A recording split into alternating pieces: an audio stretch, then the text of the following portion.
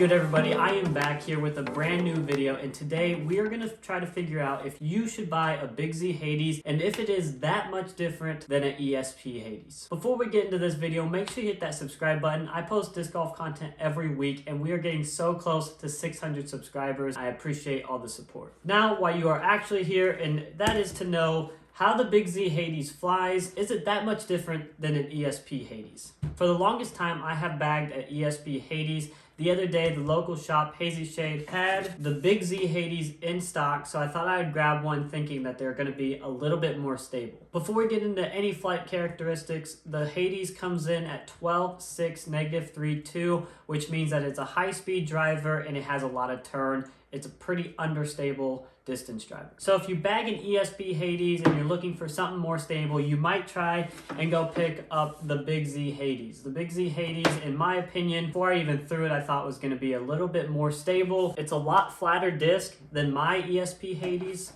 As you see, my ESP Hades has a little bit of a pop top. Now, this isn't something that I would write off, that all ESP Hades are pop top and Big Z are flatter, because as you see here, I have another ESP Hades that is quite flat, and it honestly resembles the same characteristics as the Big Z. Now, how it feels is that the Big Z is going to be a bit more durable than the ESP.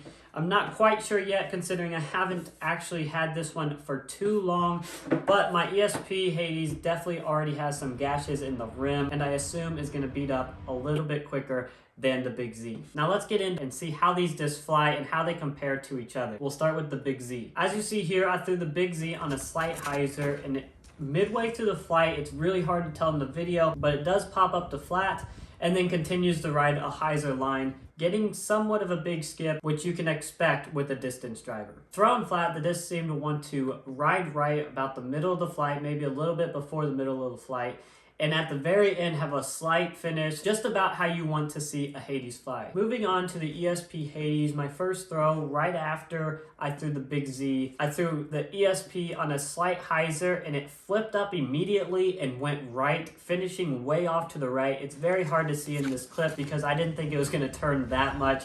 The camera angle was a bit off.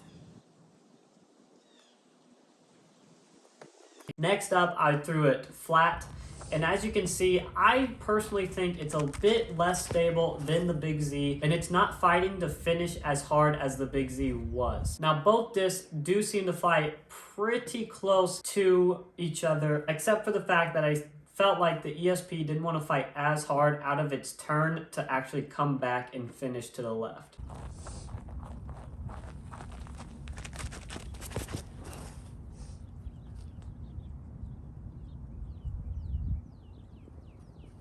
After seeing the test flights, should you buy a Big Z Hades? And I would say if you're looking for something a touch more stable and something that isn't as touchy as, say, the ESP Hades, I would say go with the Big Z versus the ESP. You can put a little bit more on it, and I think it's going to last you longer durability-wise than the ESP plastic will. Although if you don't quite have the arm speed to flip up some of your other discs, then the ESP, if you're looking for a Hades, that is, the ESP will do you just fine. If you guys have a Big Z or ESP Hades, do you like them? Do you not like them? Leave your thoughts of the Hades in the comments. That is all I have for you guys today. I hope this video helped you choose what plastic to buy your Hades in. If it did, make sure you hit that like and subscribe button. Go follow ChaseTheChains_ on Instagram, where I post there daily. And we'll see you on the next one.